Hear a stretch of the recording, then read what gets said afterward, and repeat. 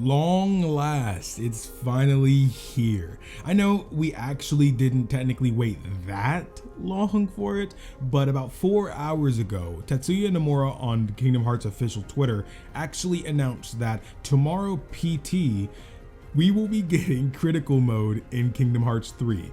Now, this was already gonna be a big week, especially, if you broadened your horizons in the gaming realm. We've got 2 Persona announcements this week, or we've got Avengers in-game at the end of the week, so we've already got a lot to look forward to. Of course, fighting game people have Mortal Kombat 11 coming tomorrow anyway, so there's already a lot gonna be going on this week. But the fact that Nomura dropped this bombshell out of nowhere is already something fantastic. Now, I already kind of made a little bit included in one of my other videos about what some changes I'd like to see in critical mode, but I didn't really go that in depth with it because it was kind of a departure of my overall topic of that video. But I decided that because it's announced, I might as well take a little time to go and talk about what I'd like a little bit different tweaks and stuff for critical mode. Nothing super huge, game breaking or anything, just change for the difficulty, but something that I feel we can all appreciate that will maybe up the challenge a little bit.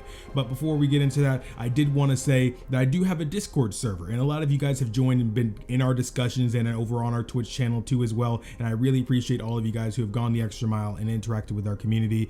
The Discord link is in the description. It'll always be there, and I'd love to talk about Kingdom Hearts 3's critical mode with you guys tomorrow in the Discord server. So if you guys want, you can go ahead and click that link and it'll directly send you over to the server. And if you don't have a Discord server, it only takes like a couple minutes actually to make one. So I'd love to be able to hear what you guys think about critical mode. We're all going to be doing it. I'll probably be streaming it over on Twitch. If you guys like to join me, Twitch will be in the description down there as well. I'd love to be able to share my experience with critical mode with you. Let's get our butts kicked together. But yeah, getting into the topic now. Critical mode is coming, but what changes will it bring? Tayasui went into a lot of details about stuff, saying about how cooking will be essential to it, and it's gonna be a really test of strength to a lot of players. Now, there's a lot of Kingdom Hearts players that honestly don't find Kingdom Hearts in general to be that difficult, excluding some secret bosses, but Kingdom Hearts I personally have never figured out to be a little too hard for a JRPG gamer. But they're really hyping this up. So there's a few changes I'd really like to make from Kingdom Hearts 3, because Kingdom Hearts 3 is a pretty easy game even on its hardest difficulty. Now, of course, we have the obvious cooking being essential. Cooking is a whole in-depth mechanic in the game that isn't even utilized by 90% of its players. Most people that wanted to cook did it for the keyblade or did it just to try it out. Or they're a completionist. That's pretty much it. And I feel like that's pretty sad because it's a really in-depth mechanic, and honestly, I barely touched it. I think I touched it during my first playthrough of Kingdom Hearts 3. I played the cooking minigame one time, found out what it did, and I thought, I don't need this, and I never touched it again. It wasn't until yesterday on stream that I actually went and played it, and I thought this is actually pretty fun, and I saw how in-depth it really was. And I said, this is a shame that this whole mechanic is basically not used because no one needs to. So I feel being able to, have my buffs and everything in my actual fights that can really help me with, say, Dark Inferno, who will probably be an absolute monster on critical mode. I'd love to be able to see that. And especially since if there's really gonna kick our butts, I feel like sort of having some, temporary buffs that last about 30 minutes would be pretty good. That can help us. It's not too much, it doesn't last too long, and you can choose, to make it yourself. And I really think that adds a bit of depth to it in general. And of course, I think this is a little bit out of left field, which may not even be agreed with by you guys, but I feel like if they tweak the scaling of how keyblade strengthening works, I feel like maybe if they don't make the keyblades as strong when you strengthen them, maybe that will make things a little bit more difficult. We would still have the satisfaction of actually strengthening our keyblades, and of course it's still a substantial upgrade, but not as much as it was before, because honestly you didn't need to strengthen your keyblades. And I've talked to a lot of you guys, and a lot of you guys have told me you didn't strengthen your keyblades because there was no point, or there was at a point in the game where you felt this game is too easy, so you just didn't strengthen them anymore. So there was no point to. And honestly, I completely agree with you. I did it just because I thought that there would be a transformation of the keyblade. You guys saw in my last video, I had mentioned that it'd be cool if they actually made it to once you max out the Keyblade, it changes forms, similar to how it does in Kingdom Hearts Union Cross, but that wasn't the case, so I kind of strengthened the Keyblades for nothing. But if they were able to do something like that, I think that'd be really cool. Of course, I would like them to transform when they're maxed out, but beggars can't be choosers, and I don't think they should add that into just critical mode. I feel like if you were to add that into the game, it should be applied to all difficulties and not just critical mode, but that's just one thing. I also think that they should buff the enemy AI, because I felt like the enemy intelligence was just really, I guess, dumb. In a lot of cases, I felt that they did really good with the organization members. They did really well with them. They were good. I didn't have too much problem, but I did have as much of a challenge Kingdom Hearts 3 could give you. I'll pretty much say that.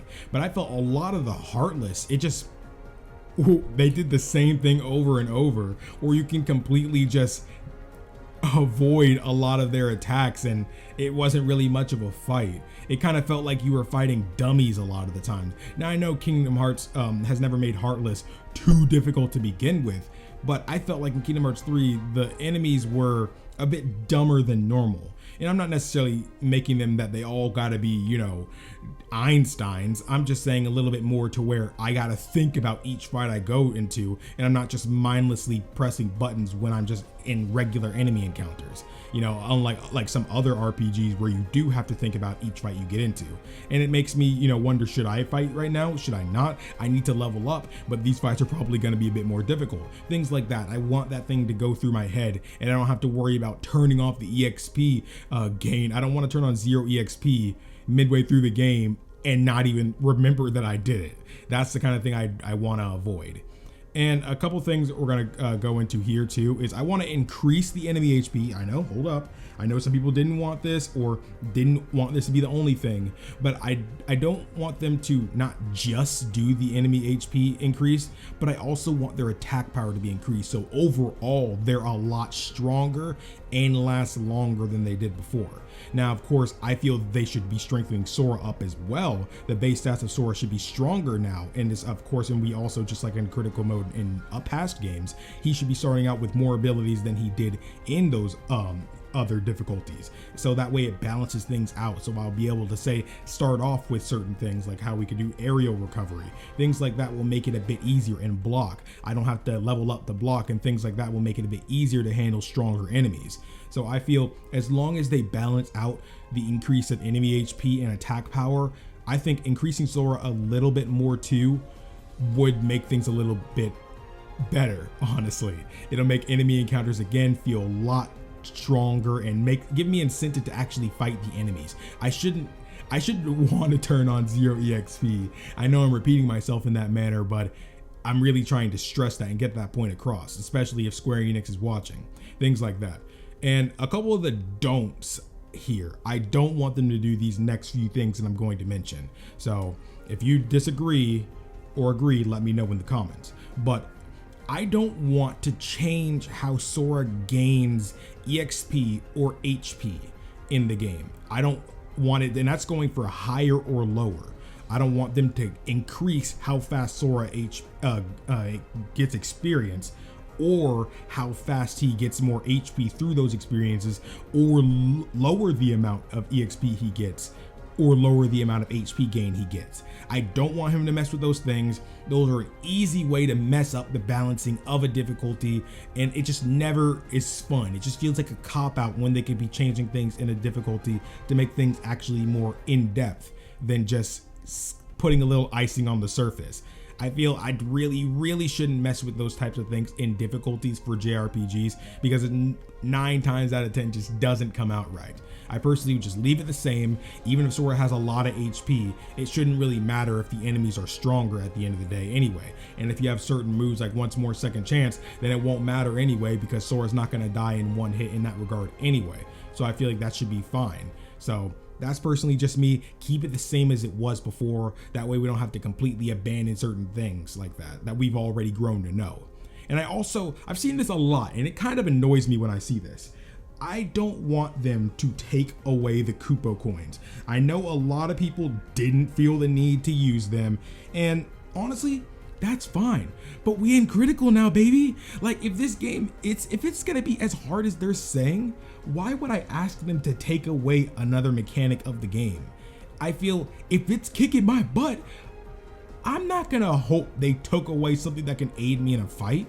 If a fight is hard, you need to go in ready for war. And I've constantly say this over with my friends and over there on Twitch with you guys.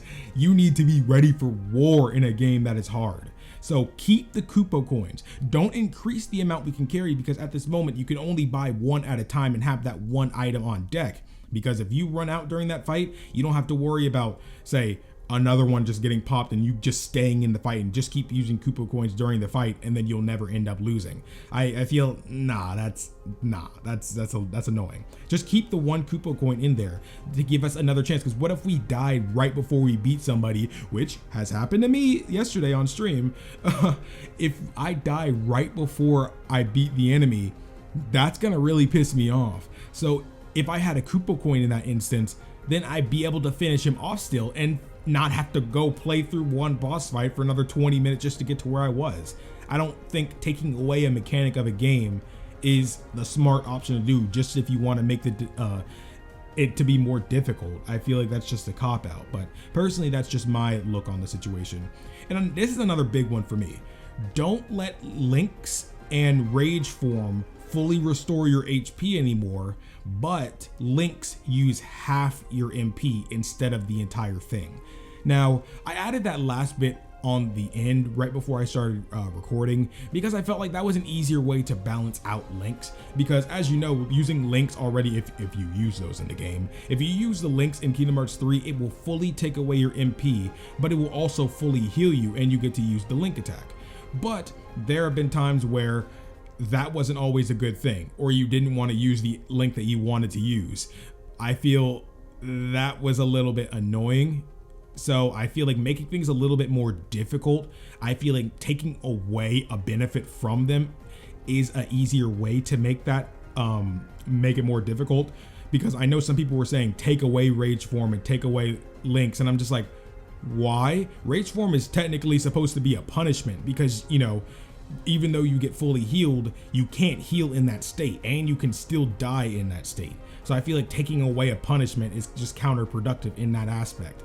But I do think because links and rage form are both getting nerfed, I feel that you should make it a little bit more neutral by making links only use half MP. That way you can still end up getting a cure off of it anyway.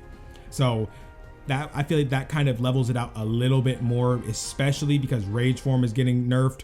So I think that's a good aspect I feel could be a good change. But what about you guys? Do you guys agree with anything I said? Do you disagree with anything I've said? Definitely let me know down in the comment section down below. And if you'd like to go the extra mile and join the Discord server and join in conversation with me and some other loyal knights, I'd really appreciate it, and we'd love to talk with you about Kingdom Hearts 3. So that about does it. Thank you guys so much for watching. If you enjoyed the video and haven't already, hitting the bell after subscribing will make sure you never miss another video again. Thank you guys so much for watching. My name is KingdomAce, and remember, my loyal knights, to always fly skyward. We'll need it for Kingdom Hearts 3's Critical Mode.